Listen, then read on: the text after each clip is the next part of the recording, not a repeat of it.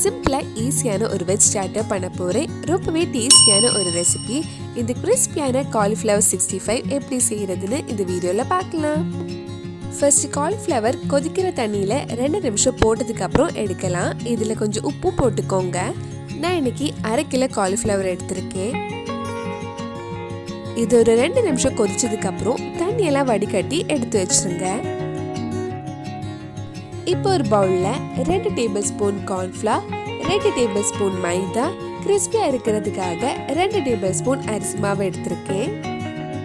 உங்களுக்கு காலிஃப்ளவர்ல மாவு நிறைய கோட் ஆகணும்னா இன்னும் கொஞ்சம் எக்ஸ்ட்ரா மைதா எடுத்துக்கோங்க.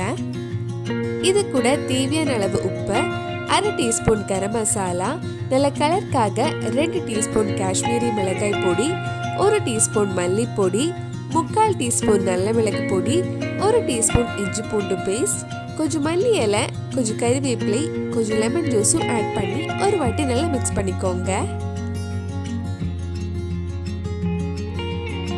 இது ஒரு வாட்டி நல்லா மிக்ஸ் பண்ணதுக்கு அப்புறம் கொஞ்சம் கொஞ்சமா தண்ணி ஊற்றி நல்லா கெட்டியான மாவு கன்சிஸ்டன்சி ரெடி பண்ணலாம். நம்ம சேனல்ல இதுக்கு முன்னாடி பண்ண வெஜ் ரெசிபிஸ், ஸ்டார்டர் ரெசிபிஸ் உங்களுக்கு பார்க்கணும்னா அதோட லிங்க் கீழே டிஸ்கிரிப்ஷன்ல இருக்கு. மறக்காம அந்த ரெசிபிஸும் போய் பாருங்க. இந்த மாதிரி ரெடி பண்ணதுக்கு அப்புறம் நம்ம காலிஃப்ளவர் இதுல போட்டு நல்லா மிக்ஸ் பண்ணதுக்கு அப்புறம் ஒரு 15-20 நிமிஷம் ஊற வச்சிடலாம்.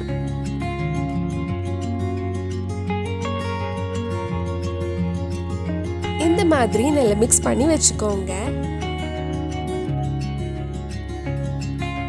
காலிஃப்ளவர் ஃப்ரை பண்ணுறதுக்காக ஒரு கடாயில் எண்ணெய் சூடு பண்ண வச்சுருக்கேன். எண்ணெய் சூடானது நம்ம கொஞ்சம் கொஞ்சமாக ஃப்ரை பண்ணி எடுக்கலாம்.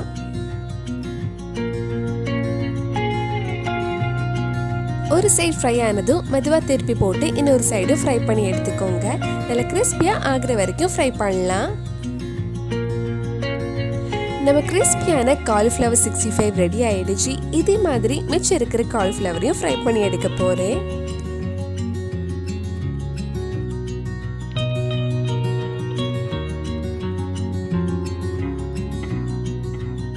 காலிஃப்ளவர் ஃப்ரை பண்ணி முடிச்சதுக்கு அப்புறம் அதே எண்ணெயில் கொஞ்சம் கறிவேப்பிலை நல்ல முறுமுறுன்னு கிறிஸ்பியாக ஃப்ரை பண்ணி அந்த காலிஃப்ளவர் 65 கூட போட்டால் டேஸ்ட் இன்னும் ரொம்ப நல்லா இருக்கும்.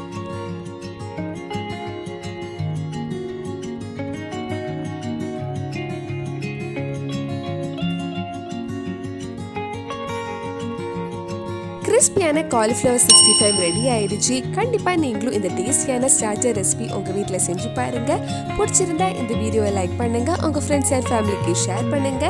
வேற நல்ல ஸ்டார்டர் ரெசிபி நம்ம சேனல்ல ட்ரை பண்ணலாம்னு கீழே காமெண்ட் பாக்ஸ்ல சொல்லுங்க. நீங்க இன்னும் என்னோட சேனலை சப்ஸ்கிரைப் பண்ணலைன்னா மறக்காம சேனலையும் சப்ஸ்கிரைப் பண்ணுங்க. கூடவே அந்த பெல் ஐக்கனையும் பிரஸ் பண்ணா நான் புது வீடியோ போட்ட உடனே உங்க போனுக்கு நோட்டிபிகேஷன் வந்துடும்.